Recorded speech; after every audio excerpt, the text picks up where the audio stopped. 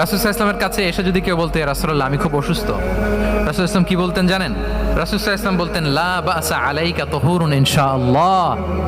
ইয়া রাসূলুল্লাহ আমি অসুস্থ, রাসূল সাল্লাল্লাহু আলাইহি ওয়াসাল্লাম বলতেন, আরে don't worry, it will cleanse up you from your sins if আল্লাহ উইশ। ইনশাআল্লাহ এতে তোমার যে গুনাহ টুনা আছে, পাপ আছে, এই পাপগুলোকে আল্লাহ তাআলা এই অসুস্থতা দিয়ে মোচন করে দিচ্ছেন। পড়েন সুবহানাল্লাহ। তাহলে আপনি অসুস্থতার মধ্যে একটু হালকা হলেন না, যে জ্বরে ভুগতেছি কিন্তু এই জ্বরে নাকি আমার গুনাহ মাফ হয়ে যায়। পেটের ব্যথায় আক্রান্ত, মাথা ব্যথায় আক্রান্ত, কিন্তু এটাতে নাকি আল্লাহ আমার পাপ মোচন করে দেয়, তাহলে একটু ভালো লাগবে না?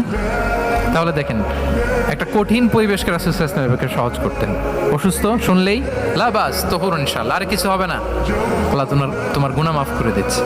অসুস্থ ব্যক্তি দেখলেই মাথায় হাত দিয়ে দোয়া করতেন, আল্লাহুম্মা রাব্বান নাস আযহিবিল বাস ইশফি আনতা শাফি লা শিফাআ ইল্লা শিফাউক শিফাআন লা ইউগাদিরু সাকামা। উজ্জীবিত হয়ে যেত অসুস্থ ব্যক্তি।